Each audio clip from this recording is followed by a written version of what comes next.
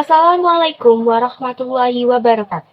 Bersama saya Devi Sriweni Wandani akan mereview mengenai konferensi pers yang diadakan oleh KPK mengenai tentang update penyidikan kasus korupsi di Provinsi Maluku Utara.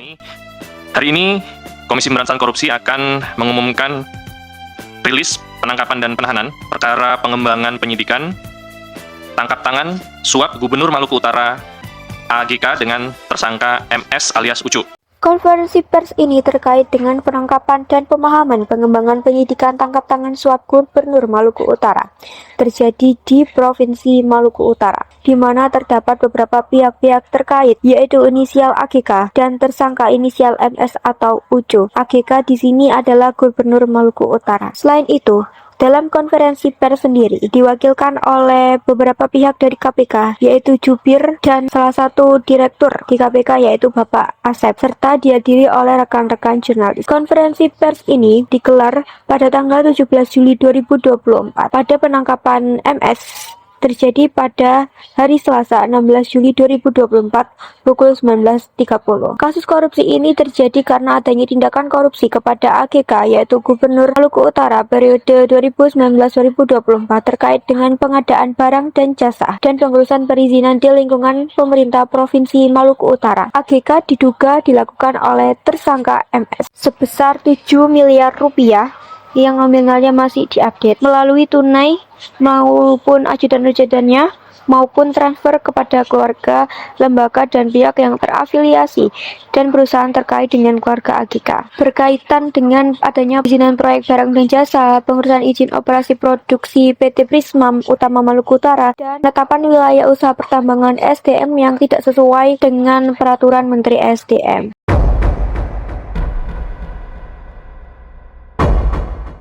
Kekurangan dan kelebihan dalam konferensi pers ini. Kekurangan. Yang pertama, data yang disampaikan tidak memuaskan atau kurang lengkap karena masih dalam tahap pengembangan. Beberapa kali pihak narsumnya merespon pertanyaan jurnalis dengan jawaban masih dalam tahap penyidikan seperti itu. Yang kedua, ada momen di saat pihak jurnalis bertanya tidak menggunakan mic sehingga tidak terdengar di video konferensi pers. Kelebihan, terdapat undang-undang yang disampaikan untuk mendasari kasus tersebut dan penyampaian dari pihak narsum juga cukup mudah dipahami, jelas, dan langsung intinya. Yang kedua, pihak jurnalis diizinkan bertanya dan pertanyaan jurnalis relevan serta kritis. Yang ketiga, konferensi pers berlangsung tertib. Teori yang sesuai dengan konferensi pers ini. Yang pertama, teori agenda setting, di mana konferensi pers ini menyoroti isu penting dan dalam implementasinya terhadap kasus ini adalah menyoroti transparansi dalam pemberantasan korupsi oleh KPK. Yang kedua adalah teori forming, yaitu bagaimana informasi ini dibingkai dan disusun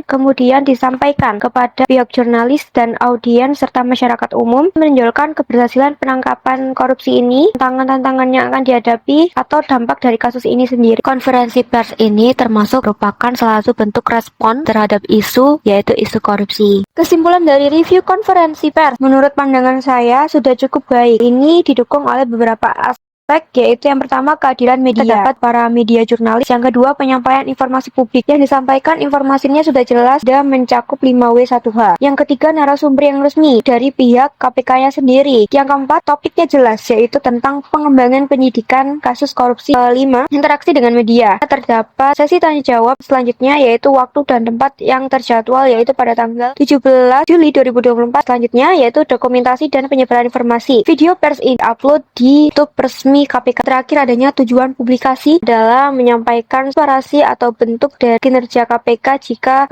pihak-pihak korupsi ini sudah ditangkap, sudah diproses, sehingga masyarakat bisa mengetahui. Akhirnya muncullah rasa percaya kepada pihak pemerintah, terutama khususnya KPK. Demikian review konferensi pers yang dapat saya sampaikan. Terima kasih. Wassalamualaikum warahmatullahi wabarakatuh.